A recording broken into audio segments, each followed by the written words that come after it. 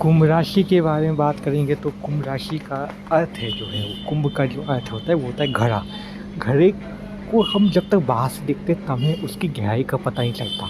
उसी प्रकार से इंसान का व्यक्तित्व होता है, बाहर से दिखता है पता नहीं चलता उसके अंदर कितनी डीप बातें वो सोचता है समझता है। इसलिए कुंभ राशि वालों को दार्शनिक प्रवृत्ति का कहा गया है, फिलोसोफर की तरह सोचने वाला होता है। उसके अंदर ज्ञान कितना होता है वो हम सब उतना नहीं समझ पाते। इसलिए कुंभ राशि एक सर्वश्रेष्ठ राशि में से एक होती है।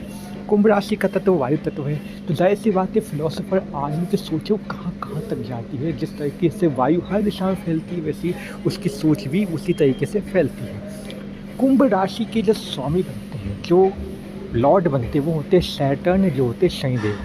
शनिदेव होते हैं तो इस वजह से यहाँ तक जो होता है, जो व्यक्ति होता है कुंभ राशि वाला, उसके जीवन में दुख पीड़ा दर्द भी देखने को मिलता है। काम डिले होना या फिर जो मकर के और कुंभ के जो प्रभाव है वो कहीं ना कहीं एक दूसरे से मेल खाते हैं काफ़ी हद तक। पूरा नहीं, मैं आपको नहीं कहूँगा, ठीक।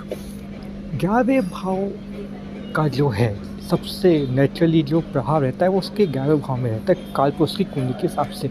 11th हाउस के प्रभाव इस व्यक्ति के अंदर देखने को मिलते हैं, यानी कि 11th हाउस आपके दोस्त का, क्योंकि ये सब अच्छे दोस्त होते हैं। कुंभ राशि वाला जो होता है उसके कभी भी दुश्मन नहीं बनते ऐसा कहा जाता है, पर जनरली ऐसा ट्रू ज़रूरी नहीं है कि ये सच ही हो। कहा जाता है कि जो वृश्चिक राशि वाला होता है उसके ना चाहते भी दुश्मन बन जाते हैं, और जो कुंभ राशि वाला होता है उसके दुश्मन भी दोस्त बन जाते हैं। तो वो है, इसको नो एनिमी, बिल्कुल एनिमी नहीं होते, क्योंकि इनका स्वभाव ही वैसा होता है दयालु वाला, दार्शनिक वाला।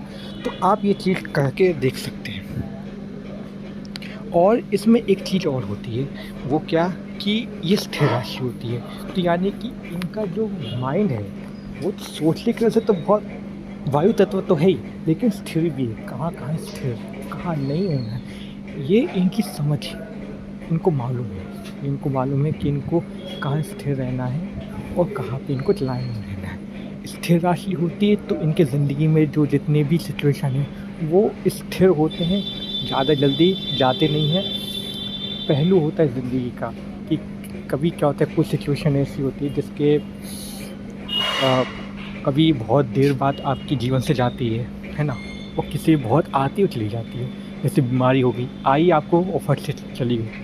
किसी बीमारी पहले उपचार होता है अच्छे से फिर ठीक होता है। तो ये सब चीज़ें होती हैं, तो आप खुद से कैलकुलेट देखोगे तो आपको और अच्छे से समझ में आएगा, ठीक है। जब तक खुद से नहीं सोचोगे तब से नहीं।